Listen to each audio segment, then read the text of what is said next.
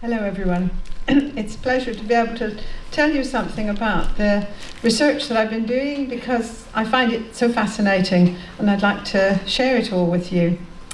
So you see here a painting by Mazuki Jamila, which I feel is a good way to introduce this talk because it's a painting by a Malay artist, but it's of a Chinese dragon. And it demonstrates the links between the different ethnic groups that were in relation to beliefs about what we in English call the dragon, the lung. I'm trying to get the tones right, and I'm probably going to get them all wrong. Mazuki did this painting without the Chinese characters and then asked a Chinese artist to put them in. And it stems from his own father-in-law's experience of having encountered a dragon. And he feels that the dragon his father-in-law encountered did look like the Chinese dragon. So this is an interesting point, and I'll come back to that. So, as Anita said, I've been doing research in Sarawak for a while, and I've published a couple of books. One of them, the Forest Source of Life, is currently out of print, I'm afraid, but I'm hoping we might be able to get a reprint done. The other one is in print, and it may be available in the museum shop, and that's a legend from the Club at Highlands. So I won't go into any more detail, but if you're interested in that research, please get in touch. I will put up my contact details at the end, so if anyone wants to get in touch, they can do so. Now, in 2017, I shifted my focus because I became a fellow on the Sarawak Museum Campus Project for a year, and I was given a wonderful area to choose a topic within, and that was animals in indigenous cosmologies. And I thought, wow, I still don't know who dreamed that up, but that was a wonderful rubric under which I could work. And I chose to focus on the dragon. The dragon is actually not really an animal at all. It's actually a mythical creature, but it kind of counts as an animal, and it's sometimes said to be a mixture of different animals, so there you go, that's what I focused on.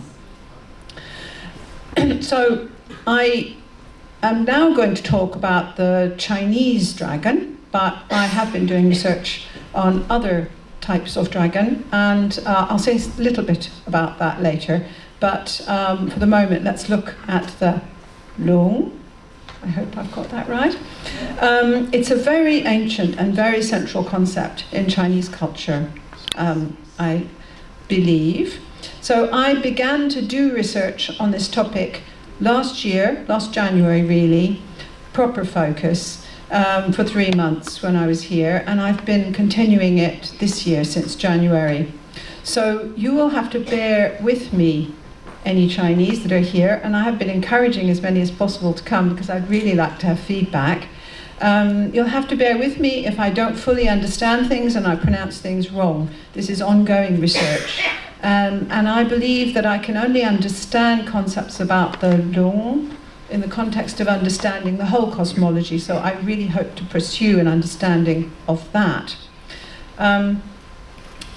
The lung is closely associated with Chinese identity nowadays. I was told yesterday when I went to the Chinese Museum, we were having a very interesting discussion. Two very helpful people that showed me around, one of whom is down here. And you were pointing out that this idea is actually not, the idea of being Chinese is a new one really. A few hundred years ago, people saw themselves, at least people in the countryside, as belonging to the bit of land they lived on. They didn't necessarily see themselves as Chinese. But nowadays, it's very much associated with that identity. And people will call themselves descendants of the dragon. And this term is used. Francesca was just reminding me of the term earlier. Would you like to repeat it to me? Lung te chuan lung. Yes. Lung te chuan lung. Yes. Run. Yes. People. Yes. And we arrived in Kuching in January, and as Anita was saying, we found dragons everywhere. They're all gone now, but there were dragons everywhere. Such beautiful dragons, and it's quite overwhelming because this is the New Year of the Dragon, but they're always there every New Year anyway.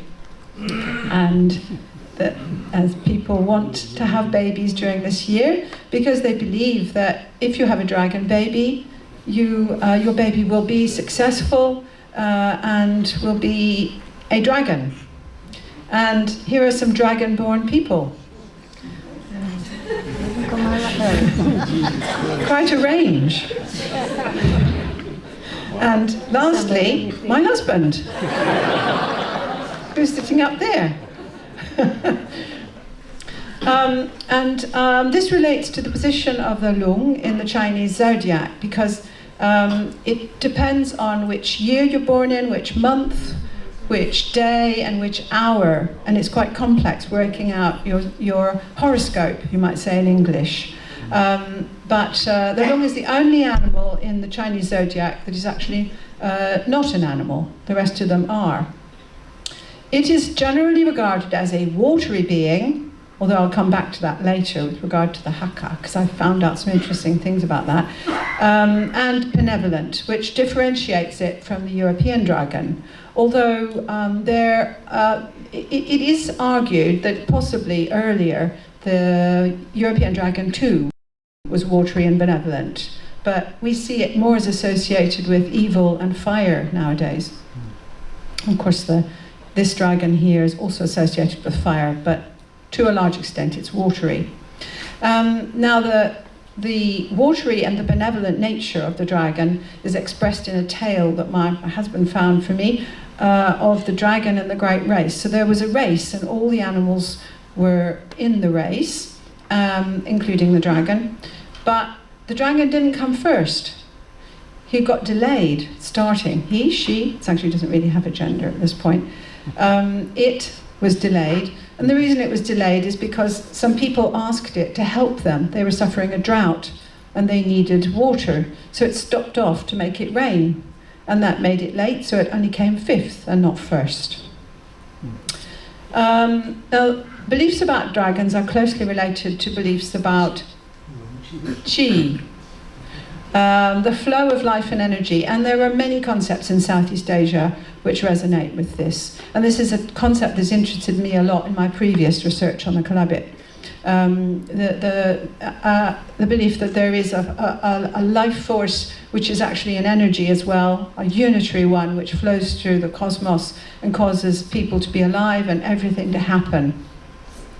And I found it interesting to find that the oracle bone script for qi is just 3 lines.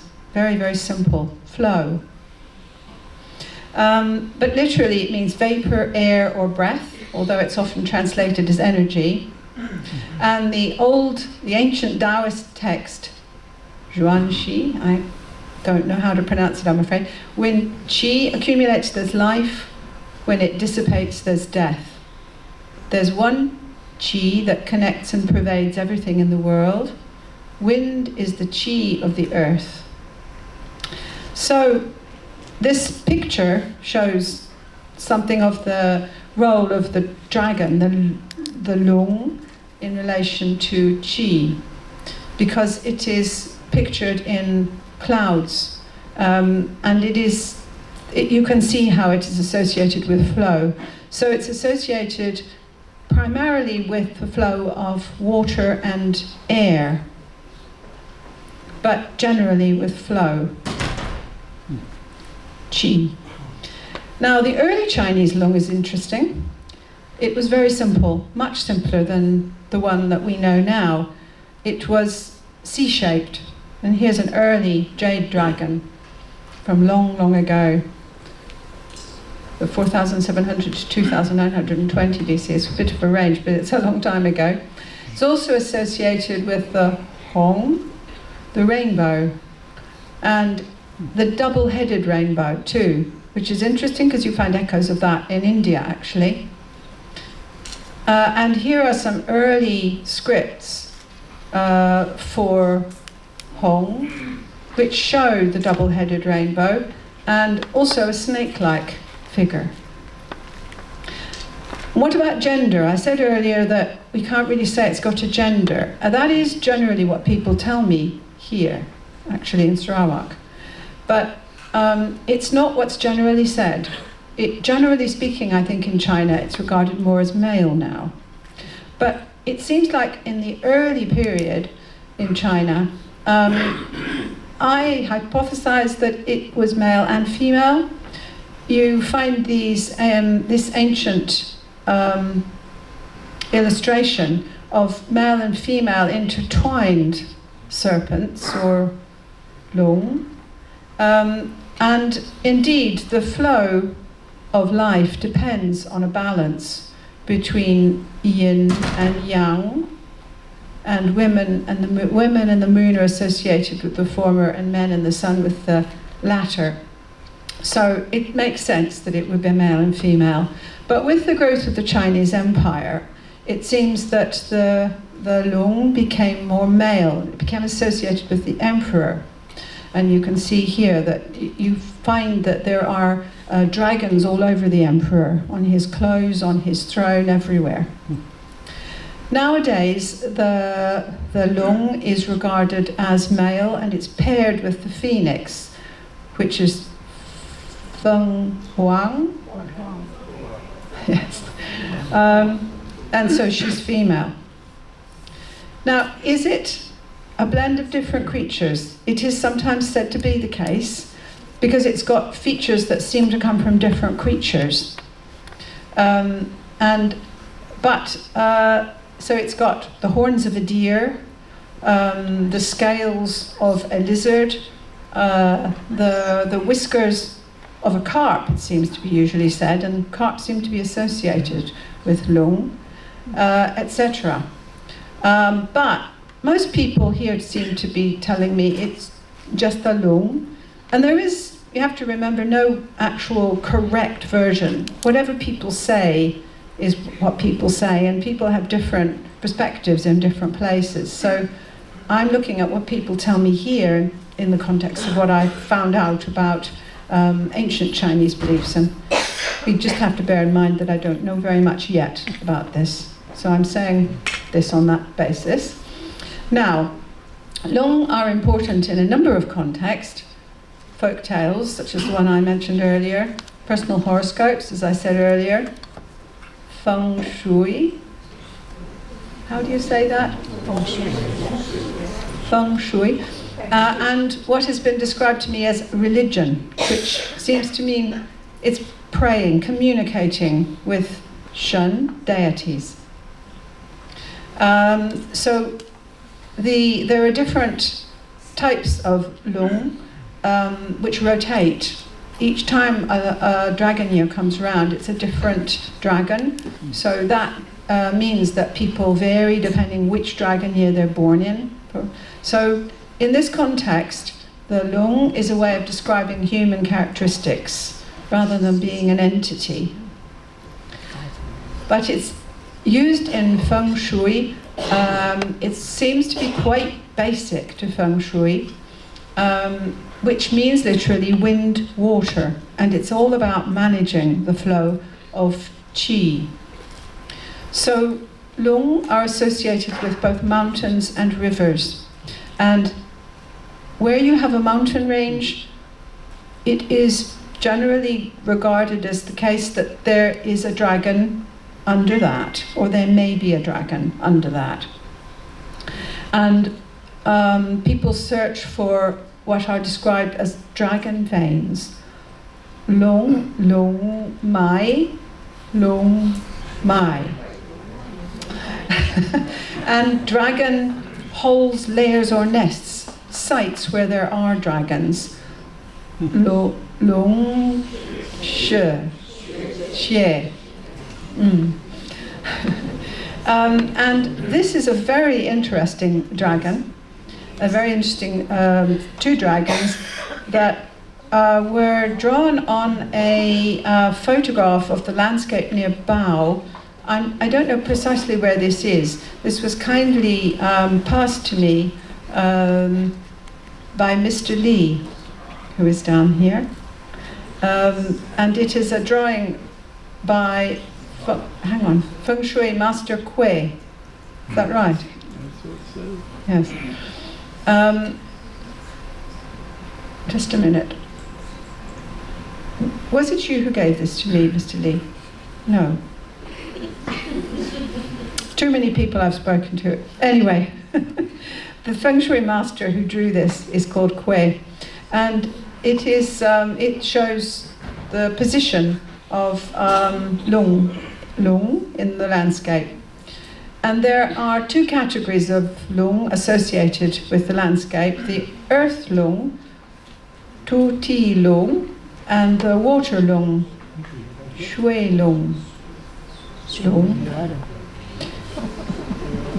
And the flow of qi that is sought in this context relates, one context in which it is very relevant is siting graves, but it is also relevant for houses to some extent. The diagram here shows the ideal position for a grave which is surrounded by mountains and has water flowing out of it. The water is associated with the transmission of water from ancestors to descendants. And one interesting point about the flow of qi in the wind is I discovered that in Hong Kong, buildings are often built with holes in them, which is to allow the lung, which are coming down from the mountains, to pass through towards the sea. And I just thought I'd share this with you, although it's not in Sarawak, because I thought it was so interesting. Now, to go back to a specific place in Sarawak, which we all know, the Tua Pek Kong Temple here, which is the earliest temple in the city, and indeed probably in Sarawak. And I was told by the chairman of the temple, Chung Chi Ming, the first thing, you don't look for a house for yourself, you look for a house for the Tua Pek Kong. So it was vital to set up a temple when the Chinese settled in a place.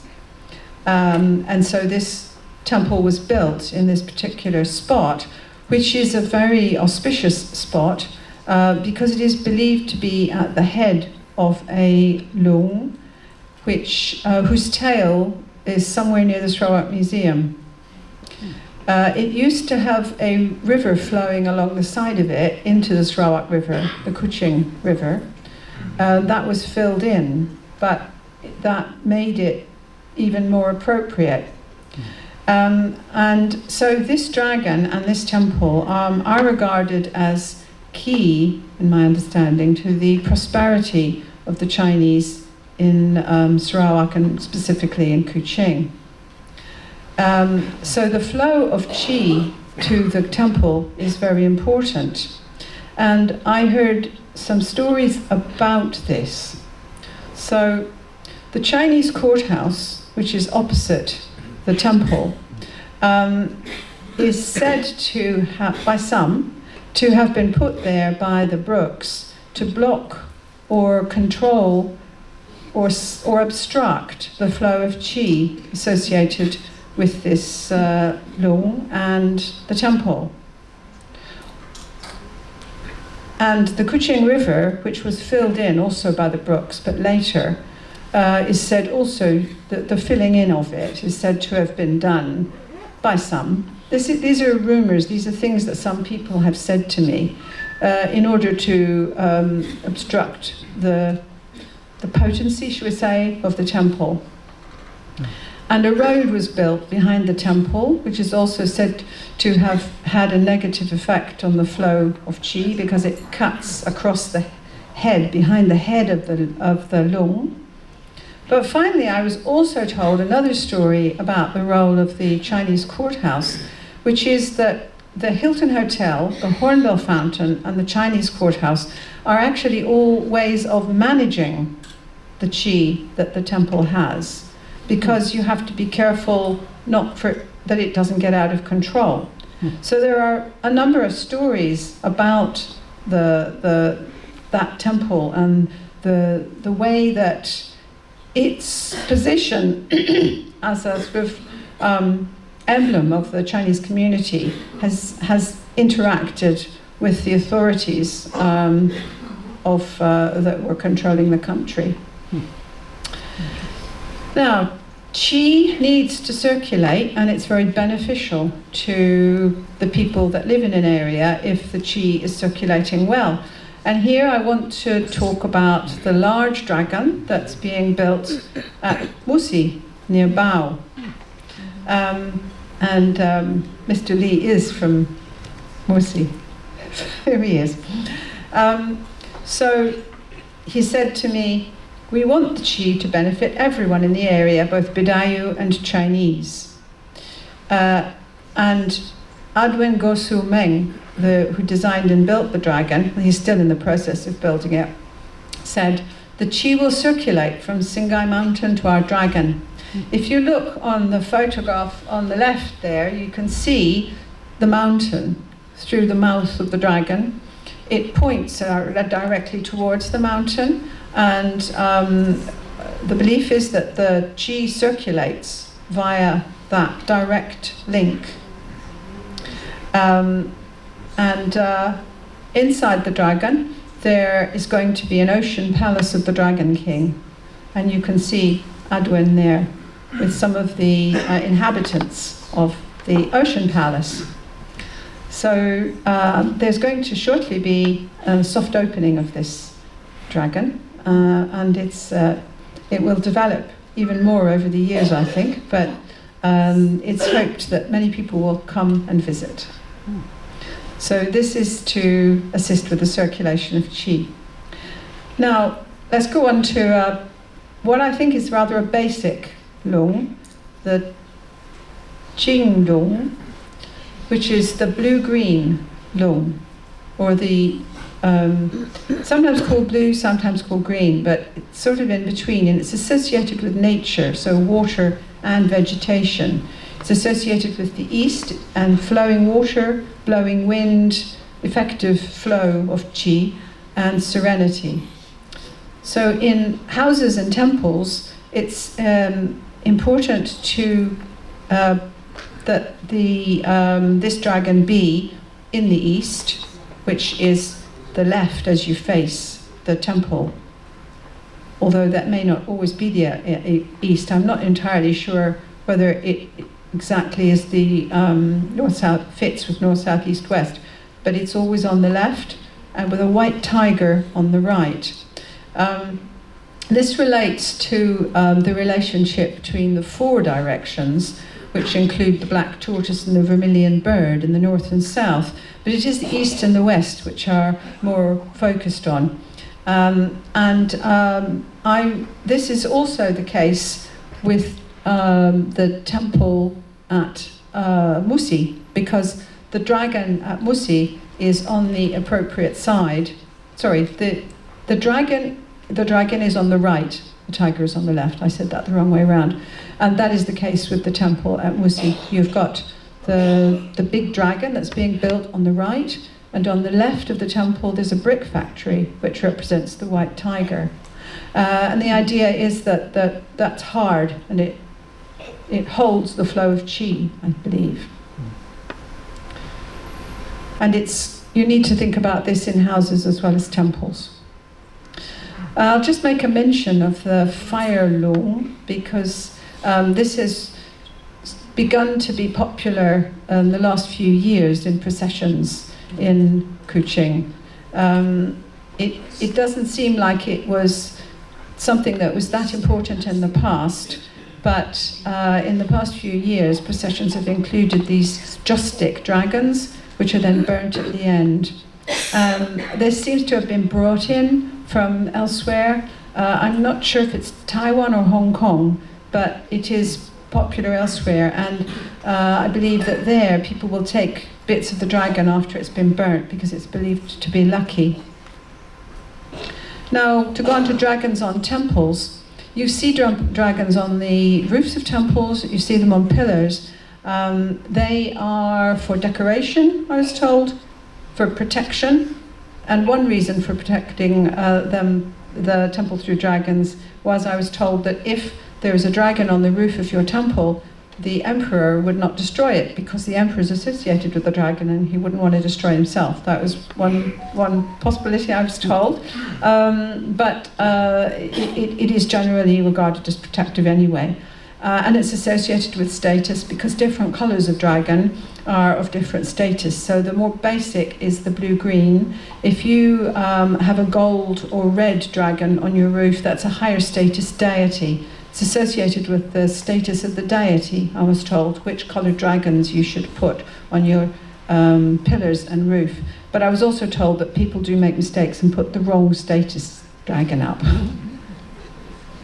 Now, in temples, what people do is something called bye-bye, which means both to pay respect and to make requests of deities or spirits.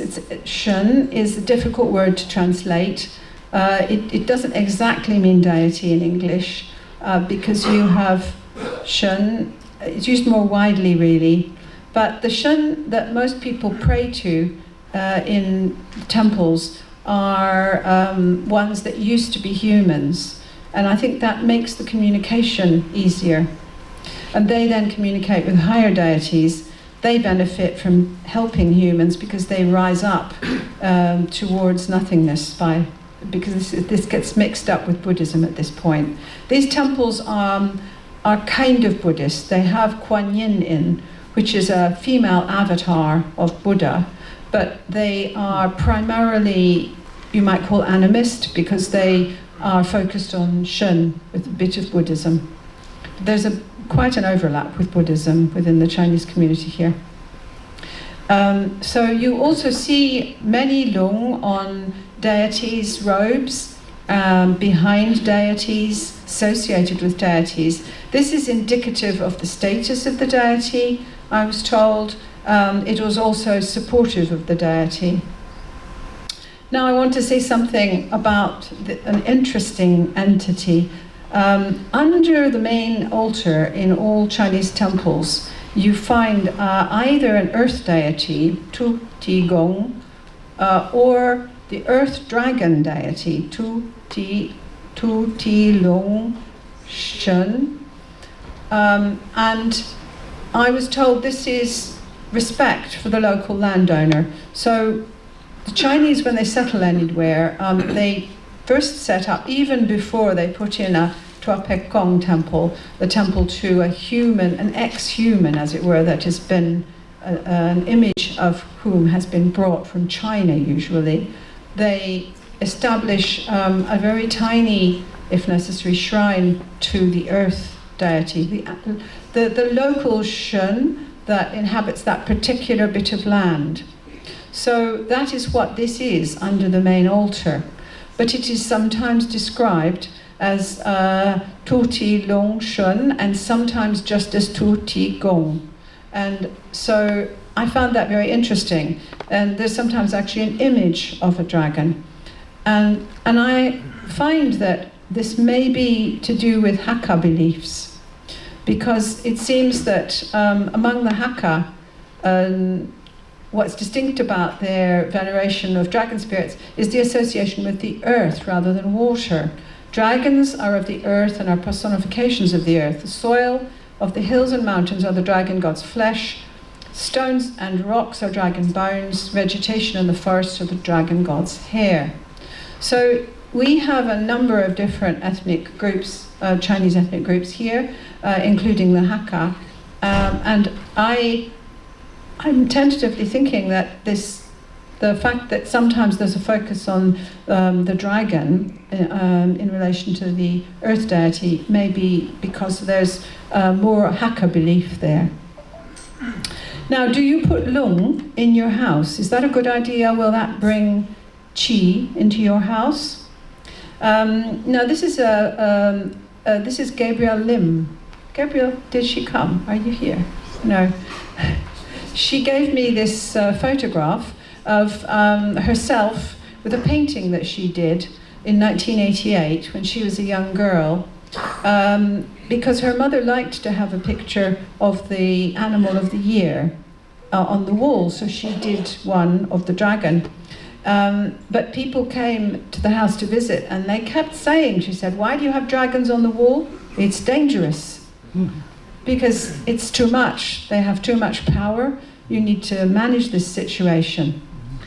But there are lung in the homes of powerful men. And here I would like to introduce you to Gong Peng Ming Ah Chung, sculptor extraordinaire, one of Kuching's best kept secrets. He's not here, I don't think, but I met him at the temple near Petanak Market.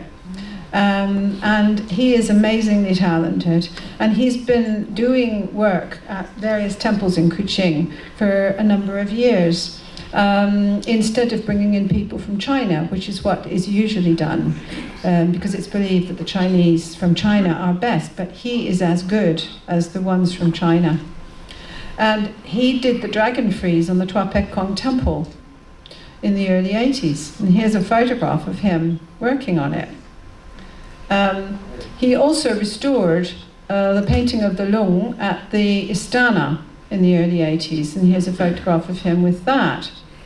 So he's had an association with lung for quite a while, and he said to me, "I do believe that Rajabruk wanted to project himself as a lung, so that's why there's a lung in the Istana." Because as we know, the Brooks did integrate themselves quite well into the local belief systems, and putting a lung in the Istana was an effective way of doing that, project themselves as associated with lung, just as the emperor is, so other leaders are too. And he also said he's made lung at important people's houses himself. He once made a lung under the late Taib Mahmud's staircase. Now there's another way that important men, wealthy businessmen have of accumulating qi, and this is through the arowana fish, which is known as the dragonfish. And I'll just show you a minute or so of a video that I found online about this, if I can make it work. Now I've got to press Control.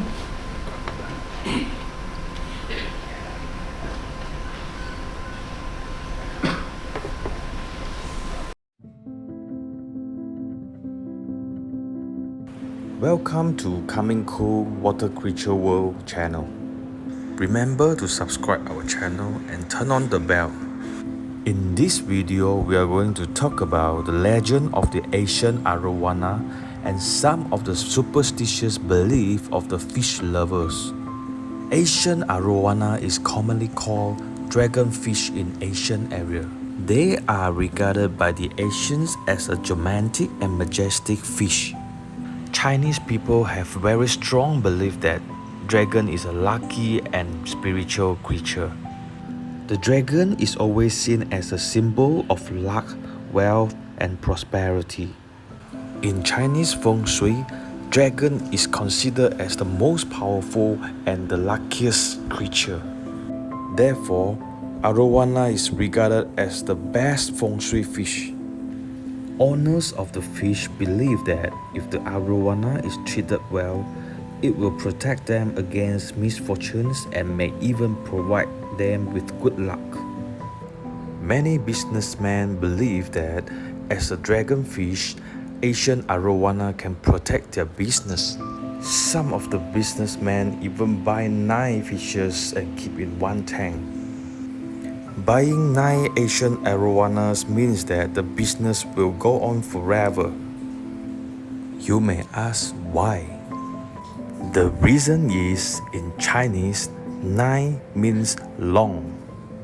With 9 arowanas means the business will be long. Another reason for having 9 Asian arowanas are the Chinese legends mention of 9 dragons. If you have a dragon in your house, you need to activate it. It doesn't just, as it were, work. to cause qi to flow without doing anything. And this means the ritual, which is called kai guang, which literally means opening light, opening the senses of the entity. It isn't just done with dragons, it's done with other beings as well, if you want to bring an image to life. So the deities in temples have that done to them as well. You must not kai guang unless you go to the temple and ask the deity, otherwise it's dangerous. There's some quotes. Kai guang is necessary in order to activate the lung, to make it alive. When you become a priest, you need an ointment, don't you? That's the same as kai guang. We will kai guang the lung at Musi once it's finished, so that the qi can flow through it. Qi is also dispensed through the dragon dance, which everyone here will have seen. The dragon is carried through the streets and sometimes into people's houses to carry qi. And that dragon has been, a ritual has been carried out, a kai guang ritual will have been carried out on it, touching its eyes, its ears, its different senses to activate them.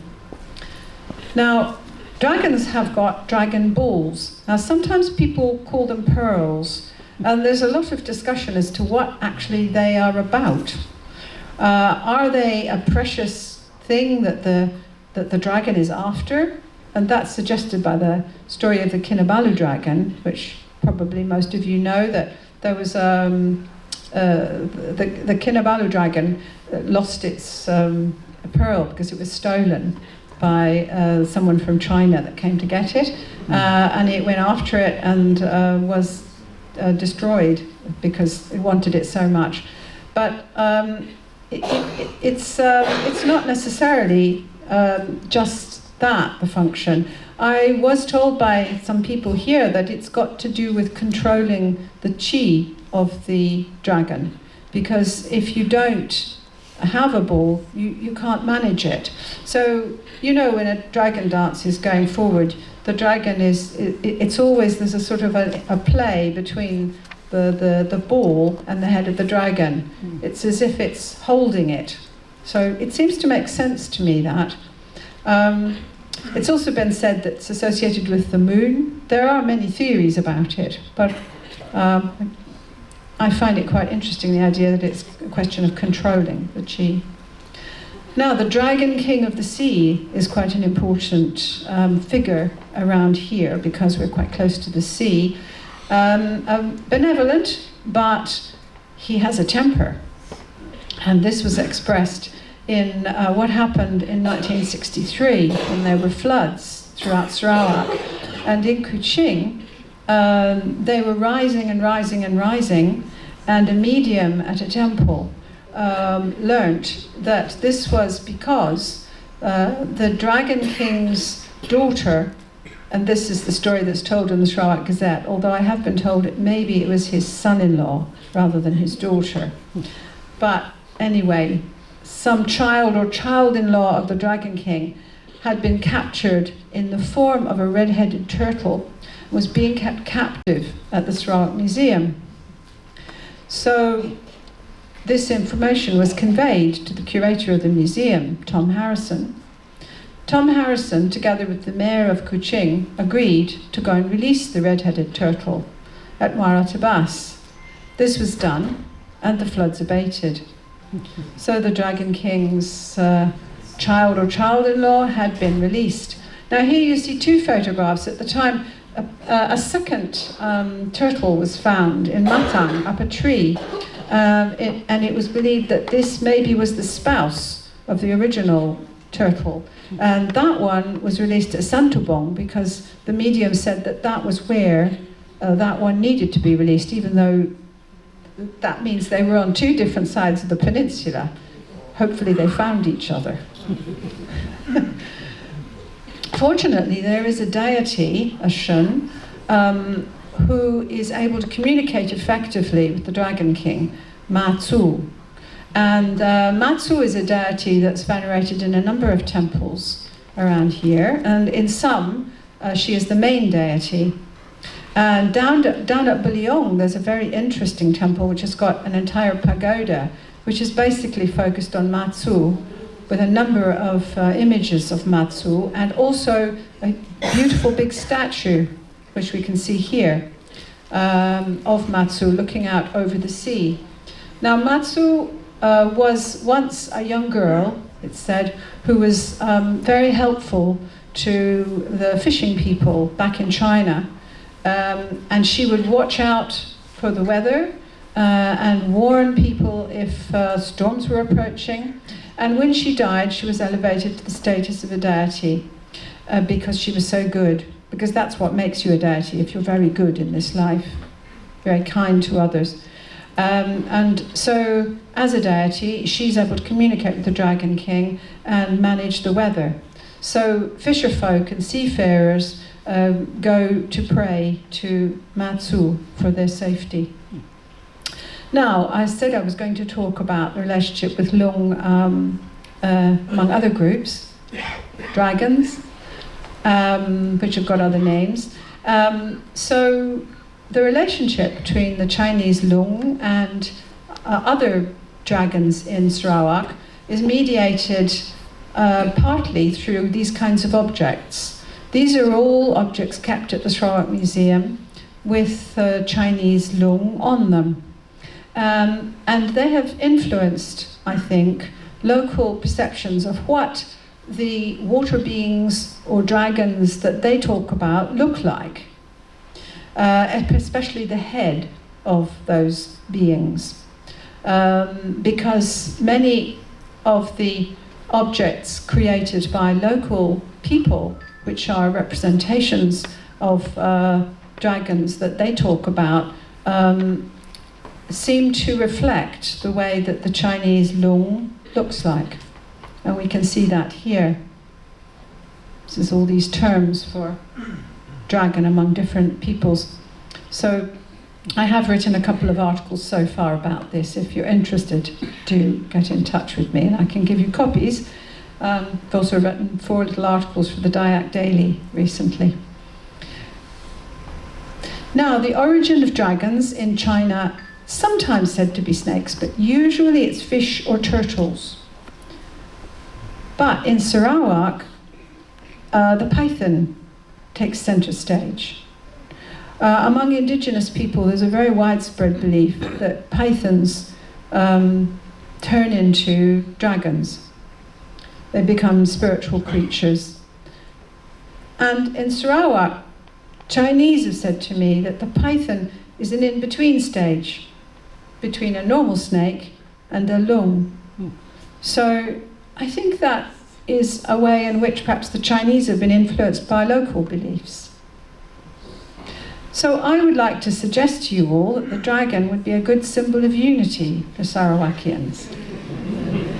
Dragons United Football Club is actually a Polish football club. I'm borrowing from my husband's ethnic identity, because they have a great interest in dragons, European dragons in Poland actually. Smok.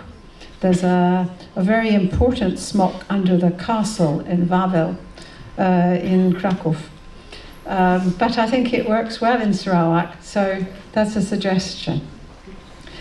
So I'm going to end there, and I'd like to give thanks to many people who've been helping me with my research. I hope I've listed everyone here. I could just read through them, I think. Eleanor Chai, Francesca Ang, George and Jacinta Schneider, Jael Lango, Kong Ping Meng, Si Hua Tong, Kwe Sio Fung, I'm sorry about my pronunciation of the Chinese names, Tan Heng Hui, Teo Kwang Hock, Mary Law Lee Lim, Law Heng Chuan, Kapitan Lim Chuan Chan, Kapitan Su Ko Fek Chu, James Tan Fei Keng, Lee Xiao Min, Adwin Go Su Meng, Gabriel Lim, Ko Ki Hua, Lee Kok Wei, Abbott Wu, Ching Long, Chai Min Sin, Dr. Chung Chi Ning, and Mazuki Jamila. the painter who did the beautiful painting at the beginning of my talk. So thank you very much for coming, and I hope that that's been interesting, and I'd welcome questions.